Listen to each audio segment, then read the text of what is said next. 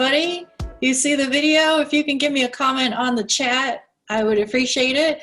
Sorry for the late start. We had some technical difficulties, as you know how things go in, internet land. Awesome. Thank you so much, Shelly, for letting me know. Hi, everybody. My name is Vickie Gould, and you should be here for How to Tell Stories That Sell. Also known as, I could have made the title, How to Get Clients on Social Media Without Paid Ads. So I hope that's what you're looking for and what you have waited for for this time. And just as we're getting started, I just want to let you know that, we're going to break this up into bite-sized parts for you, because I'm very well known for taking things that seem complicated and turning them into easier bite-sized steps. And that's what I want to do for you today as well. One of the things that as we're starting, just to keep in mind, because we're all in business, I'm assuming most of you are in business. I love that I can see the chat and everything. I'll try not to get too distracted, but I love having interaction. So if you have questions along the way, go ahead and put the chat in as well. And the first thing I want you guys to just, for a moment, just take a deep breath. I know we were waiting a little while to get in. Just take a deep breath. All right, let's just settle ourselves in. All right, one of the first things I want you guys to really take away from today is that people buy with emotions and they justify with their logic. So often when we go into things, we want to talk about our process and our steps and all this other stuff, and that might not be the thing that people need. And that's why stories sell so well. They hit people in their heart, they hit their emotions, and then they can justify the decision that they're making with their logic, right? Selling is about invitations. Stories are about connections. And when you think about it, when you buy something, are you more apt to buy it from somebody that you know, like, and trust? Or are you going to buy it from somebody just because they had a whole list of features that you might have liked, right? You're going to probably pick somebody that you have some sort of alignment with, you resonate with. When you think about companies like Tom's or Bombas or things like that, where you buy a pair of shoes and somebody who doesn't have a pair of shoes gets a pair of shoes, or buy a pair of socks and somebody gets a pair of socks, like there's a feel good in that, right? So a lot of times when we're thinking about our own business, it's almost like we're too close to it, right? We want to talk all about these cool features and these processes and all this stuff that we can pour our knowledge into people. And that is not what gets sales, right? It's the stories. And I want to let you know that even though a lot of times when people introduce me, they introduce me as the words lady. They might talk about the 10 best-selling books I have or the 105 best-selling authors that I've helped. And, they talk about my being on entrepreneur.com or HuffPost or Writer's Digest and things like that. But what people don't realize a lot of the time is that behind all this, very outgoing nature of mine and my bright colors and my high-heeled shoes that sadly you can't see today, is somebody who back in 2009, I contemplated taking my own life. And this was because I was diagnosed with chronic Lyme disease. And at that time, I remember the doctor, he just spun around in his little swivel chair, and he says, Vickie, you are never getting better. And you're going to have to accept this. And I remember thinking, oh my gosh, I'm not even 40 yet. Is this really true? And nothing he said after that even computed. My mind was racing and I was thinking, wow, I'm spending 16 to 18 hours in bed. And he's telling me that life is never going to be any different. And I remember going home that day thinking, I got to call my sister. And I did. I called her and I said, you got to promise me that if Lyme disease takes me, that you will teach my kids what I haven't been able to teach them. I felt like I was watching them grow up by the side of my bed.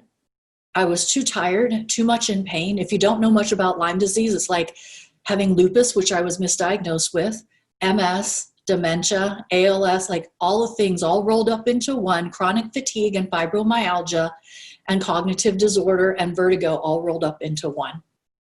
I was barely functional. I felt like that loser wife, loser mom, couldn't hardly go to any school functions. And I remember my little guy, he would come up to me with his chubby little cheeks and he'd go, "Mama, can you come to my school party tomorrow?" And I remember looking at him and he looked so cute and hopeful. And I just said, "Baby, Mama's really not up to it." And he'd crawl into bed with me and I'd hug and snuggle him. And I'd lay there and I'd wonder, does he really know how much it hurts my heart to tell him no? Is he going to grow up to resent me? What is he going to think? That I didn't want to show up for him? And it was during those times that I contemplated taking my own life because I was barely existing, barely getting by. I didn't want to lay on the bathroom floor in the middle of the night crying anymore because I didn't want to wake my husband up. The thing about it was, as much as I thought about it, the real truth of it was that I wanted to be here. I just wanted the misery to end. But it seemed like everywhere I turned, people were telling me it was never going to get any better. But something deep down in me said, you know what, this is worth fighting for. You want to meet your grandchildren, not just meet them, but play with them in the park, get on the floor with them, not just sit on the couch and look at them. And I started reading these books and these stories about other people who had incurable diseases like Crohn's and cancer. And they defied their doctors. Their doctors said there was no cure too. And I started thinking, wait a minute, why can't this be me? So I started doing more research, doing these protocols that I did not tell my doctor I did, trying different things. I became a master herbalist along the way. And lo and behold, the good days started to outnumber the bad. And through that process, I realized that there are so many people out there with stories of tenacity, of perseverance, of overcoming that need to be heard. And that's why now I spend so much time teaching people about storytelling, about writing books, about connecting with people. Because without those stories, without those books, I don't know where I would be today. And so now I have the very big honor and blessing of helping people become best-selling authors, of growing their social media, of using their stories to further their impact, create transformation around the world, and touch other people's lives wherever they're struggling. And that's why today, when I talk about stories that sell, it's not just stories that sell, it's stories that connect, give people hope. It gives them inspiration, right? It hits them in their heart so that they know that they're not alone. I felt so alone during that time. And sometimes people just need to know that you're in their corner, especially as entrepreneurs, right? Sometimes we're the unicorn in the family. We're the unicorn in the room. We're the unicorn in our city. And not everybody gets us. And so it's nice to hear other people's stories and their journeys along the way, because then we also know, hey, if they could do it, we can do it too. And there is a way out, and it has been done before. And that's why when I share with you my formula for storytelling, and I have multiple formulas for storytelling, some for social media, some for books, some for stage, but I want to share one with you that is really, really important, that'll help you grow your following online and offline if you're networking, but that is really easy to implement so that you can tell those stories that are then going to turn into paying clients. So first of all, I want to talk a little bit about what selling really is, because first we need to talk about that before we can talk about the stories that get to selling, right? So one of the things that you need to know is that selling really is about invitations. We get this whole icky thing going on because we think, oh, it's that used car salesman, it's that pushy friend who's like selling their thing to me. And we've had so many different not so nice sales experiences that we then project them onto ourselves and feel like, oh, I don't want to do that. Oh, this is just going to be so bad. But when you do selling as an invitation, and you make an offer that allows somebody to self-select and raise their hand and say, ooh, me, that's what I want, it makes the conversation so much easier, because when you're putting out your stories and other things on social media, you are already pre-qualifying them. You're getting them ready to say yes, so that when you're on a phone call with them or Facebook Messenger, email, however you're closing them, because it can be done without having to talk to everybody, then they're already decided. And pretty much they're reaching out to you at that time to say they're already in, they already love you, they already think this thing is for them. They just want to make sure that you're not some chainsaw massacrist, or that you're exactly who you say you are, right? So there are two types of people that you want to target, right? There are, well, I say want, but you might choose one over the other after I tell you what they are. So there are people who are ready to buy now, right? And you can talk to those people who are ready to buy now. And there are people who are close to ready, but need a longer time or longer conversation until the time that they say yes, right? So which one would you rather talk to? Tell me in the chat. Would you rather talk to somebody who is ready right now, or will be ready a little bit later but needs a little more information, get to know you a little bit more whatever convincing that they might need? Which one would you rather? Ready right now or ready in a little bit? And for those of you who don't know, I do have an actuarial math major, from a degree from the University of Michigan. So I love numbers and I love statistics. So when you look at the breakdown of this population, right, 1 to 3% of your population is looking for what you are offering right now. Okay, 1 to 3%. They're a yes, they're like a, oh my gosh, I need this. They don't need much convincing. 1 to 3%, right? 13% of the population you're in front of, so long as you're in front of the right crowd, I'm not talking like some like general thing, right? So long as you're in front of the right crowd, 13% of that population is going to need 14 days, 30 days, maybe 90 days to say yes to you and what you're offering. And then another 35%, did I say 13%? Is 1 to 3%, and then 12%, I'm sorry, and then 35%, I just butchered those numbers, I apologize. Another 35% is going to be somebody who needs to be in your community, your arena. You need to be top of mind for them for the next maybe 6, 9, even 24 months before they buy from you. And then there's a 50% that just, they're a no, they're always a no, they're never going to be a yes, they're just a wash, whatever. Right?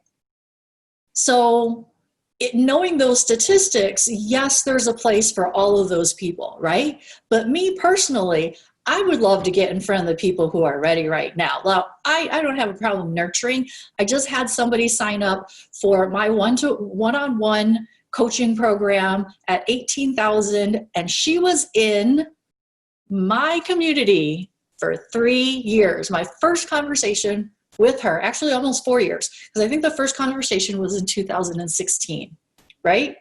So there's definite value to those people, but you're going to be talking to two groups, right? I see a lot of ready in a little bit, ready right now, will be ready, ready later on, ready right now, but those who need a little bit more are good too. They often turn into the best clients. I agree. So these are the two types of people that when you are talking on social media and sharing your stories, you need to keep these people in mind. And honestly, it is a little easier to talk to the people who are ready right now. And when you talk to the people who are ready right now, the people who are getting ready, it's still applicable to them, right? All right, so number one thing I was saying was that selling is an invitation, right? And we got these two types of people. Now, let's talk about what stories you want to share with people. Now, the story that I shared with you was my why story. And that is a very, very important story, but you can't keep telling that same story over and over and over every day on social media, right? Like, I'm not that, what do you call it? You know, the top 40 #1 hit where everybody wants to hear that every darn stinking day, right? They don't. So you know that on social media, you got to come up with a lot of different stories. And so often people come to me and they're like, my life is not that interesting. I don't have that much that's going on. And trust me, it does not have to be that earth-shattering, tragic, or monumental when you are sharing these stories on social media. They just have to be stories that share your vulnerability, share your journey, share your thoughts, and then make that story applicable to the person. So, you know, a lot of times we think that our life is so boring, but as soon as we can tie it to something, it makes it interesting. You know, my son, he's now 17. He just got his graduated license, which I gotta tell you, I'm a little bummed out for, because now I can't tell him that he has to be home at 10 o'clock because that's the law. They graduated him and now I gotta, you know, come up with something else.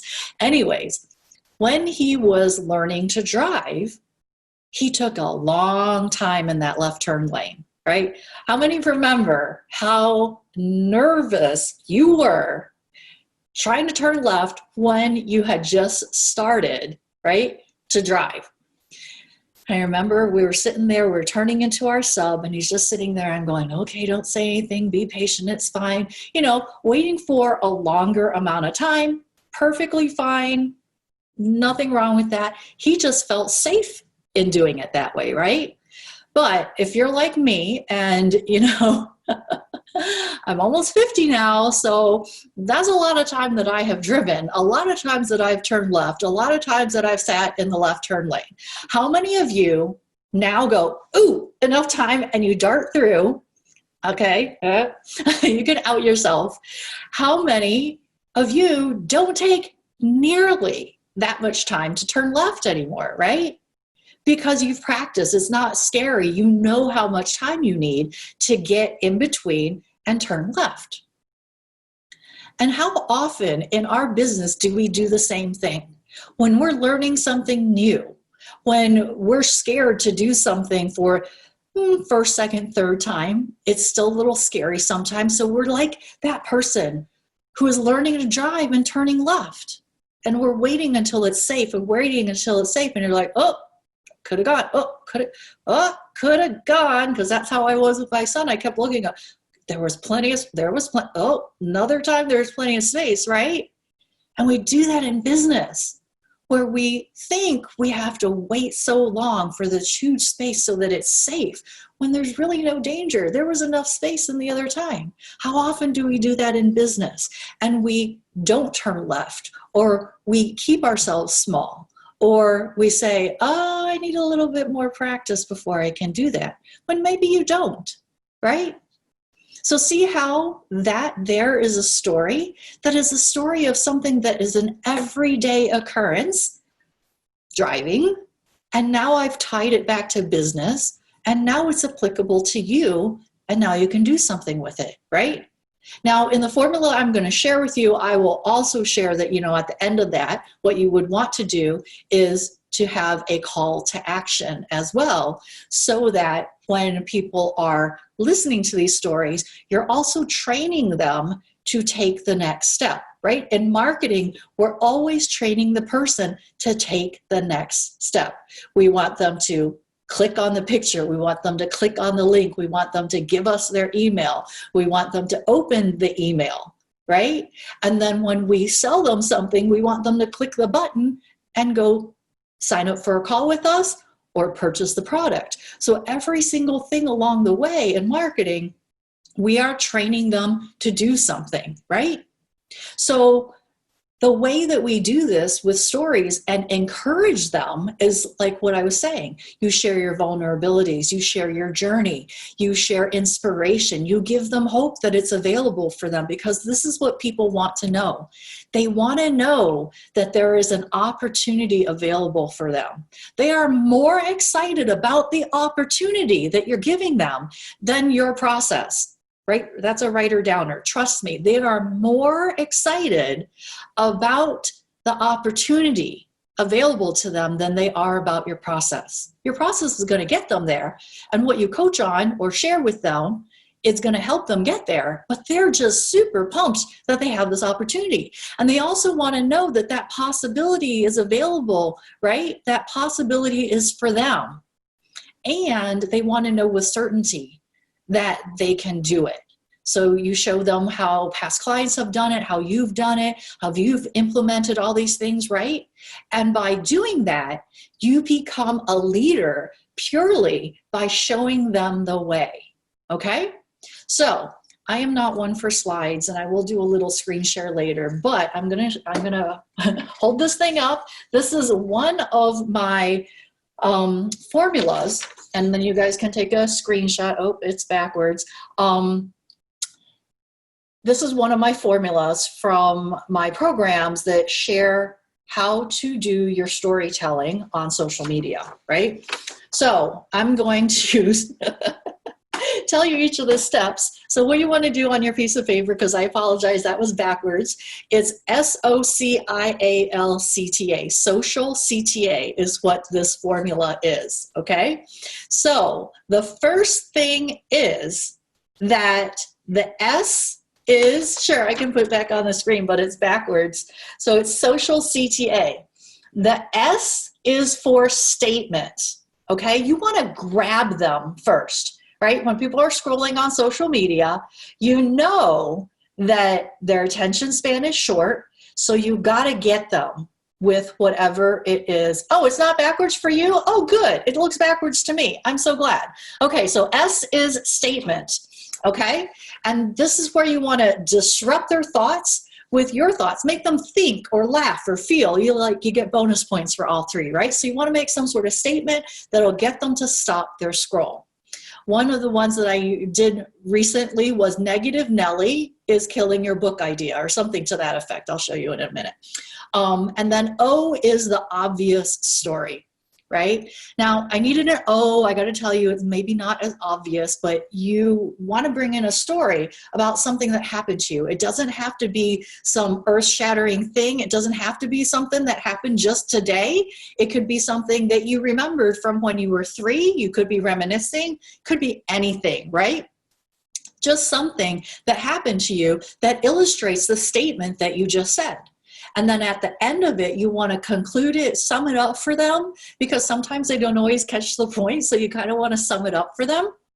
And then at the end, you can also add this I, the A, the L, right? Is I, so you relate it back to what you think or believe. So there was a time when I thought that I had to take a really, really long time to turn left from the left lane, from the turn lane. All of us. Right? So this creates a community. So the A is all of us. We have a tendency to think that we have to be cautious when there's nothing to be afraid of. Okay? And then you leave it with a question. When have you done that in your life? Where in your business is this showing up? So the L is leave it with a question. Did you guys catch all that? And then the CTA, always, always, always have a call to action. Even if it's tell me your thoughts, comment below, right? A call to action doesn't always have to be, give me your email, give me your credit card, join my program.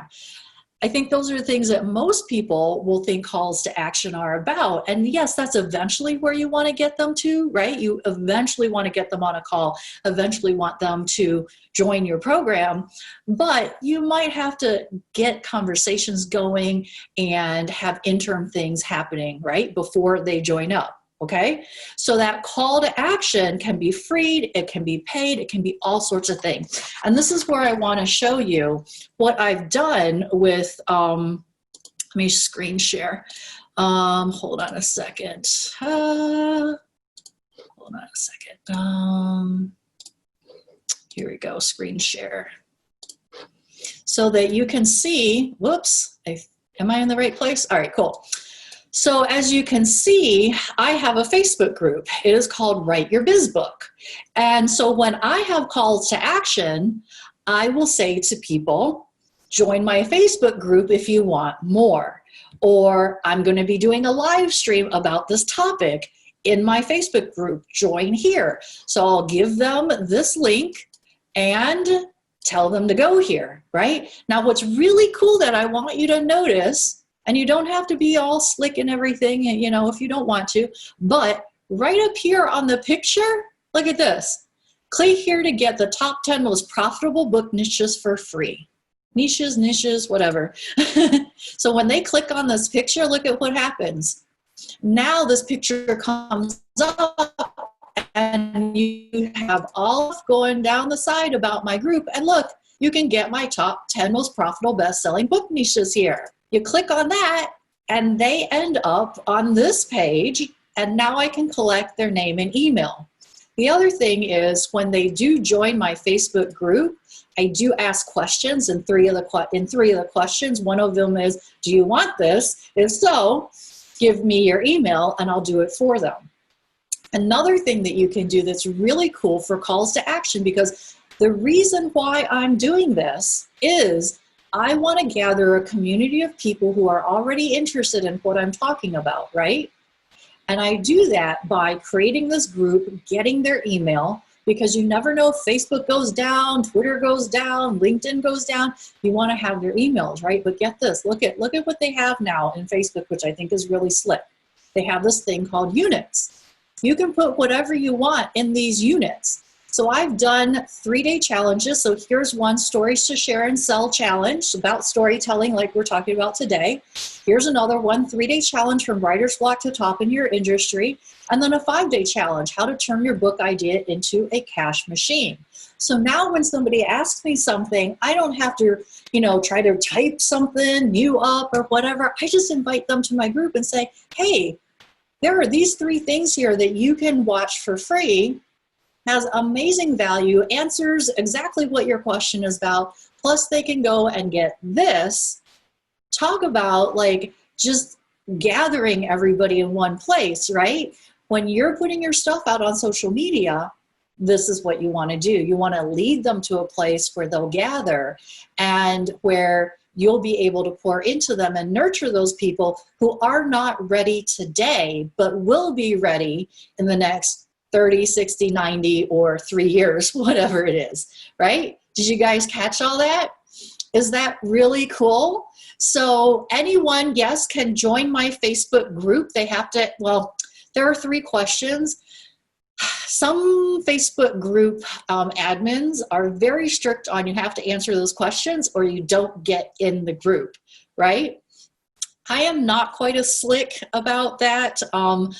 I will leave it out there for a while if they don't answer the questions, and Facebook will remind them, but then after that I will approve it. So my Facebook group is a closed group that requires me to say yes and approve the people who are joining. There are some groups that are public. The public groups, you can read everything that's in that group, whether you are a member or not. So you don't want to do that. You want to make sure your group is closed so that people can have true conversations, right? And feel like it's a safe environment for them to talk about things without everybody in the world seeing what they're writing, okay? So you got that, right? You got the story, the setup, and then the call to action is super, super duper important and can be anything from, hey, comment below, tell me your thoughts, give me a like, share this out. Like, you shouldn't say share though, Facebook doesn't love that word, but, or, join my Facebook group, or I have, something for you in my Facebook group. If you join it, it's in the units, right? And then when they get there, you have a way to collect their email address. The C in social, yes, that was the conclusion. I can hold this thing up again if you want to take a screenshot or something. There you go. Okay. Now, this is just one of the formulas. This is a very quick and dirty type of formula that you can use on social media. Like I said, I have other formulas as well, but this is my go-to when I am online, when I'm doing anything social media. And it also is really good when people have questions and you're, let's say, on your sales call or you're networking, you can give them a story and relate it back to the question that they have at hand, right? So if somebody says to me, I'll give you an example. Somebody says to me, I don't have a lot of time to write my book, or I don't have a lot of time for social media, or social media has never worked for me, or, stuff like that. I'll go with the second because that's more applicable to you guys. So I had a client who was like, yeah, social media doesn't work for me. I've tried it. I'm on it. I sort of talk to my friends, but it's never done anything for my business. Well, she started implementing my stuff, and lo and behold, she all of a sudden had a huge thread of comments underneath because what she put out there was finally engaging and interesting to her audience. And she came back and she said, oh my gosh. She goes, and I remember this so clearly. She had said to me, Vickie, I'm joining your program and I will do anything that you tell me. I don't care. I'm just going to kamikaze it, close my eyes and just do it because nothing's working. And I know that whatever you're doing looks like it's working. It looks like it's getting results. Let me just do it. And so that's what she did. And she said, oh my gosh, Vickie, people are having conversations under my post. And not only that, but within those comments, it wasn't just that she was responding to the person, but other people responding to the people. And there were all these like little conversations going on as well. And she's like, oh my gosh, I can't believe it. And out of one conversation, she ended up, I think she had 8 appointments set up. She is a massage therapist. Get this, she's a massage therapist. She's in health and wellness, massage therapist. She got 8 people to book calls with her to talk about their needs and becoming clients. And she just continued to do that for the next 30, 60, 90 days. The whole entire thing just blew up. And every time I talked to her, her word was always, wow, wow, I can't believe it. Wow, I can't believe it. And here's the thing, sometimes people will say to me, it's kind of scary to put my stuff out there. It's kind of scary to put my stories out there. It's kind of scary. Like, what are people going to, okay, don't pick those stories. Like the one that I told you about turning left, it's kind of neutral, right? It's a neutral story. There's like, nobody's giving opinions about it or whatever. Now, my story about Lyme disease and about how I felt like I wanted to give up and how I contemplated suicide. Now that's a little deeper story, and that's a different formula, and that's about your why. And like I said, that's not the one that you're going to be telling over and over and over again. You want to use everyday stories, everyday little things to talk about on social media because, that's what people are here for. They're here to just be entertained, to hear these things. And we love stories. These are conversations. Like when you get together with a girlfriend, it's a conversation, right? Where you're telling a story, she's telling a story. You're telling a story, she's telling a story. So think about it. We communicate, and our communication is based in storytelling. Okay? Now, the last one that I want to go over, now that we've done selling is about invitations, right? What stories to share in the formula. And then the third thing I want to talk about is when people start to look like they're interested, right? This is another spot where people end up going, oh, it's icky. I don't know what to say. Where do I go? And they want to run away because they're like, oh my gosh, I got a live one. I don't know what to do with them. This is where you want to kind of lean back, right? Just think about how you would react to somebody saying, whether vaguely or flat out, they were interested in what your product or service was. Think about if you were completely full in your one-on-one, you had a wait list for like next month or the following month, how would you react to that person talking to you, right? It's the difference between chasing somebody down and feeling like, oh, desperate, I need this. You want to lean back, right? When somebody says to you on your social media posts or whatever it is where you're sharing your story, oh my gosh, that is exactly me. Oh, I am doing that and I need a solution. You want to lean back. I'm not talking about like have an attitude, lean back, but your attitude needs to be of one where you're leaning back, because this is what happens. Like if you think about body language, if you've done any studies on body language, right? When you're being interviewed, if somebody leans in, you lean in. If you lean back, they lean, like that is what happens, right? So when you lean back, that causes them to kind of feel like, oh, and feel relief. They're kind of like, oh, I don't have to have my guard up because this seems a lot more legit. It seems more personal. It seems like they actually care about me, right? And here's the thing that you want to remember as you're leaning back, that it is a conversation to find out why they are not a good fit. That might sound counterintuitive, but you are looking for reasons you don't want to work with them or they shouldn't work with you. That's what you're there to do, right? And like I said, it seems counterintuitive because, oh, I want to have this next client. Ooh, where's my next client coming from? And sometimes we can get into that thing, right? You don't want to be there. You want to be where you're looking at it truly from a heart-serving place, servant's heart place. I'm servant-led. I don't know what I'm saying. Servant-led place to really evaluate what is their best and highest good. What is their best and highest good? And people can feel that, right? And the cool thing about leaning back is, like I said, people feel relief. They don't feel like you're the sleazy, pushy, salesy, whatever. And if you did everything that you needed to do right in your social media, in your storytelling and all of that stuff, this is what has happened. It means that you have gotten somebody ready by documenting your own journey in your content. Then it speaks to the people who are ready, right? We're talking about that ready and kind of almost ready. Your content then speaks to the people who are ready, and it holds space for the people who are going to be ready soon. Does that make sense, guys? Let me know in the comments what you think about that. Right? You get somebody ready by documenting your journey, sharing the hope and inspiration, letting them know it's possible for them, they have an opportunity for it, and that with certainty, if they use you, your methods, your whatever, that they will get what they want, right?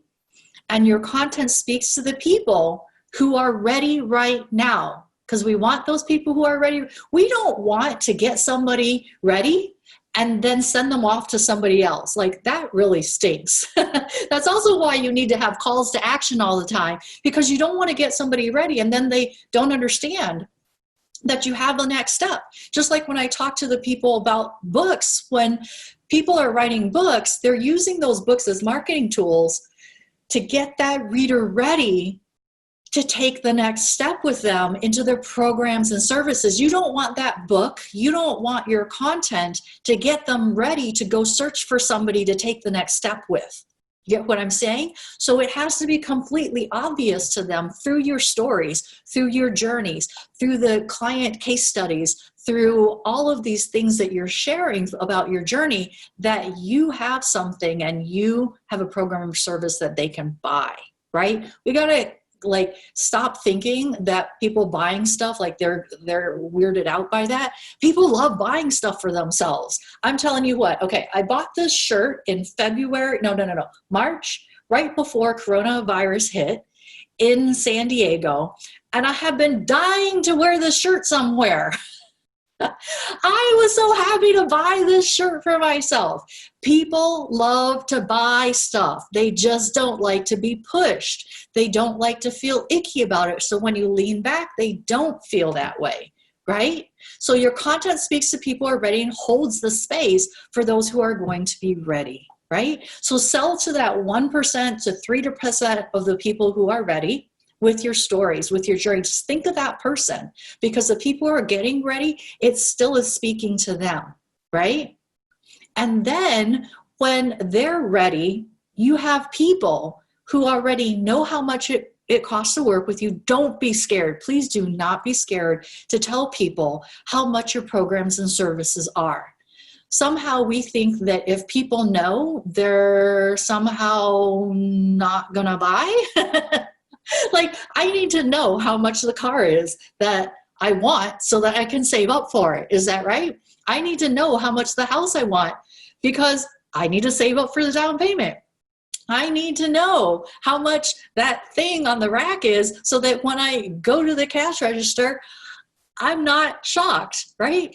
So don't be scared to tell people that you have all these different programs or services and what prices they are, because you're not going to scare off the person who is ready to work with you. They will then go out and find the money, but they need to know how much that is. Okay? All right, cool. So let me know what your biggest takeaways were from this. I would love to hear what your thoughts are, what your takeaways are, and what your questions are as well. I know we've got until about 7 o'clock. Is that right, Monica? And I am happy to stay with you to answer whatever questions you have. Thank you for all the comments. You guys got the cheat sheet thing, right? I'll hold it up again in case somebody did not catch everything on there. You want to take a screenshot. Renee said, yes, thank you, Pamela. Good stuff people love to buy. They just don't like to be sold. Exactly. TJ, hey, so much valuable information. Thank you. You are so, so, so welcome. Yeah, so let me know, are you going to implement this? Are you thinking like that you don't have stories? I hope you're not thinking that you don't have stories, right? Sharna, excellent presentation. Thank you. You are welcome, right? Came in late, but you've given me some helpful info. Awesome. I'm glad. One of the things that I tell my clients all the time is that it is better to be out there being imperfect and falling on your face rather than doing nothing at all, right? Being perfect in silence is just going to slow you down, right? You need to get out there, share something, and just be unattached to whether it flops or whether it soars. It probably is going to soar, though. I think people put so much pressure on themselves, especially for social media, that it has to look a certain way. It's got to be perfect. It's got to, whatever. There are some days that I get on social media and I have zero makeup and I'm in a t-shirt. Like, you just show up, guys, right? And that's what I tell my clients all the time is it's like that quote, right? And I always butcher quotes, and my kids laugh at me because I butcher these quotes if I don't have them in front of me. But it's the quote about the couch. No matter how slow you go, you're still lapping the person who's sitting on the couch, meaning that person who is imperfection paralysis. And there's two reasons why people procrastinate, right? One is that they think that they have to be so perfect about it, right? And number two, they think that it's overwhelming and it's just such a huge mountain that they just can't do it, right? So hopefully with my framework and what I've shared with you today, you know that it doesn't have to be perfect, just get it out. And number two, it's not overwhelming. We are not sharing our innermost thoughts with the world. We're just sharing our everyday things. If you're a mom with kids at home, share something about it. Share something about your husband. Share something about cooking. Like, if you're on my Facebook timeline, you'll see that I share food, more food. I do love to share my clothes. I love to share little things that happen with my kids or little conversations here and there. And if you can't think of anything to share, this is one thing that has helped me throughout all of my whole business, marketing and stuff. I've always loved being online and marketing. But if you can't think of something to say that day, ask yourself, what does my ideal client, somebody who is eagerly looking for me today, but maybe just I haven't shown up in their feed or they don't know I exist yet, but they need the solution that I have? What is it that that person needs to hear from me today? And if you sit and be quiet about that question, it will come to you. It will come to you. It might not come to you in the next split second, but it will come to you. And that is one of the things that I call that divine inspiration. And when you get that divine inspiration, that divine download, you need to take action on it right away, because somebody out there is waiting for you. I don't believe that people cross paths accidentally. Like, you aren't on this presentation by accident. I haven't met you today by accident. There was a reason for us to cross paths today, whether it's something's happening tomorrow or whether something's happening in 2 or 5 years, whatever it is, we were meant to cross paths. You were meant to hear what I had to say today, however imperfectly I said it. And there's a reason for everything. So anytime that my people are stuck on something, I tell them to sit, be quiet, and go for that divine download. Ask for that divine download, because there really isn't a thing called writer's block. It is this analysis paralysis that Pamela is talking about, right? There is no such thing as writer's block. It's word constipation. When you're trying so hard, making it so overwhelming, needing it to be so perfect that nothing comes out, right? That's what writer's block truly is. And another question people ask me sometimes is, what if it's too long? Because you've seen those Facebook posts that go on forever and ever and ever and ever, right? They go on and on and on and on and on. And here's another writer downer. You take this away tonight, right? Content is never too long. It's only too boring. So long as you're interesting, pouring into somebody's life, you can be transformational to them, you're entertaining, you make them, as this said in the top, right? Think, laugh, or feel. They're going to continue to read. And it might not be every single person, right? So you might be interesting to the person to the right of you, but not to the person to the left of you. And that's okay, because you're not talking to everybody, right? So don't worry about your story being too short or too long or too this or too that. You don't have to worry about any of that. Just show up. Be entertaining, interesting, share your life, share your journey, give them hope and inspiration, and you'll see that they start reaching out to you and asking for more information and wanting to work with you or see your website or find out about the things that you have to offer. Okay, what else is in the chat? Thank you for making the stories development process feel less intimidating for the remainder to just show up. Yes, absolutely, Donna.